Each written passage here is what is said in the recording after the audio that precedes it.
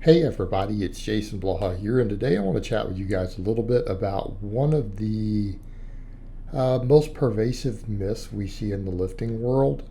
And the funny thing is the practice of it doesn't really matter. It's just the people are using the wrong words and they're blaming the wrong system. And it makes people sound ignorant because anyone who's read the science or the literature just kind of laughs at it. And it's when people get really tired or fatigued or beat up from heavy lifting, they always say, oh, it's CNS fatigue. And even some really great coaches out there use that term.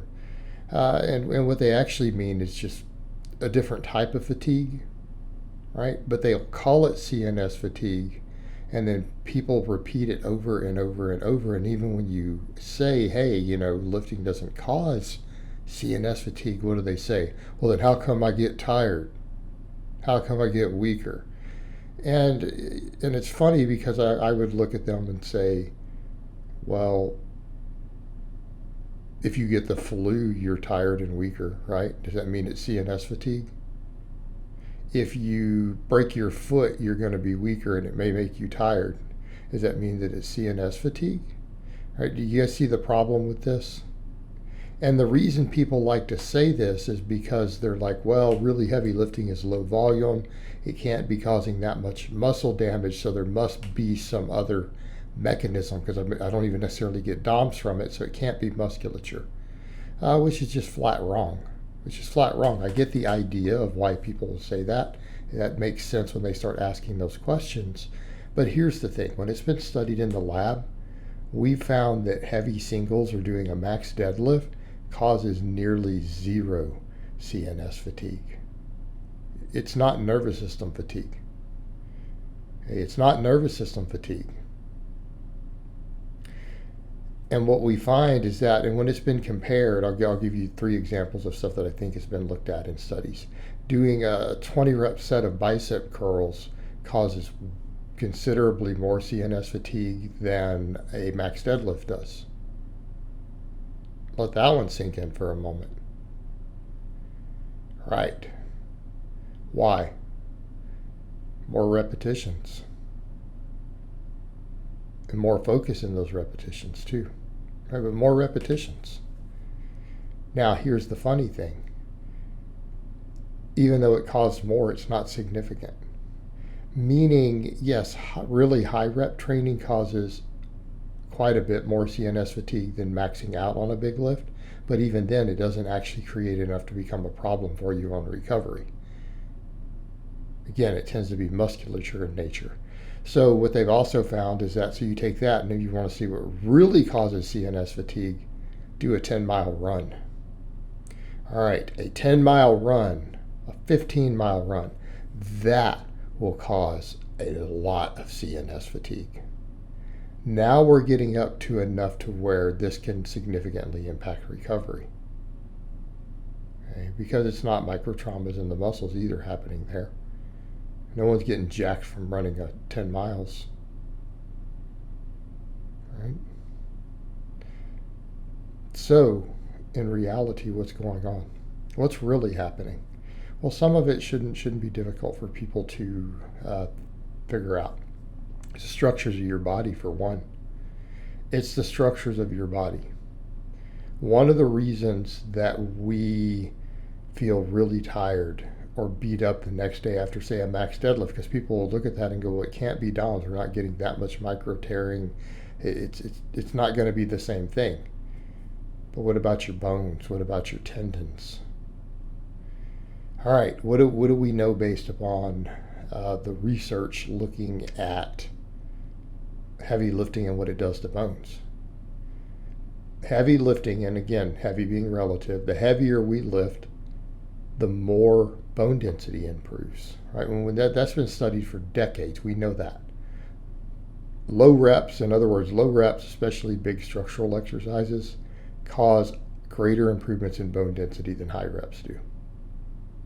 Okay, let's get that out of the way. We know that's the case. Now, does that mean doing 20 rep sets of big movements doesn't cause a bone density increase? No, of course it does. It's just not as much as doing heavy 1 to 5 reps do. So think about something like a deadlift or a squat if you hit a heavy single.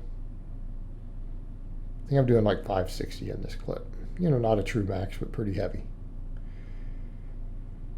All right, this causes a very large amount of micro traumas in the bones. And the reason the heavy lifting does this is because, why? It causes cracks all through your bones. Your body responds by filling those cracks in with more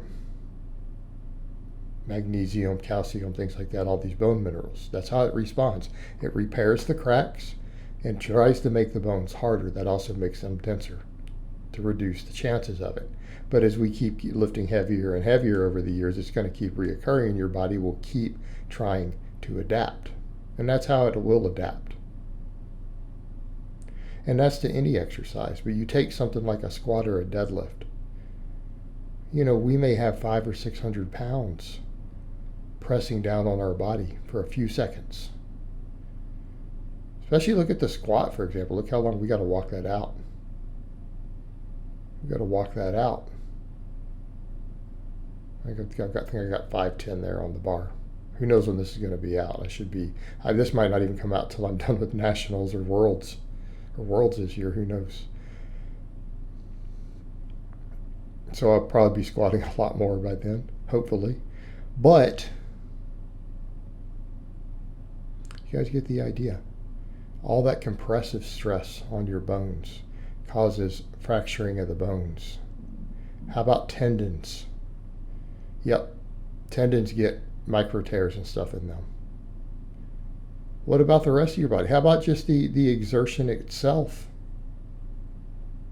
The exertion itself. And are we really going to argue that there's no muscle fatigue either?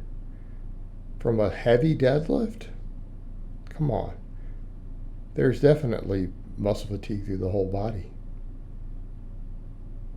Okay, so it can be our bones, our joints, our tendons.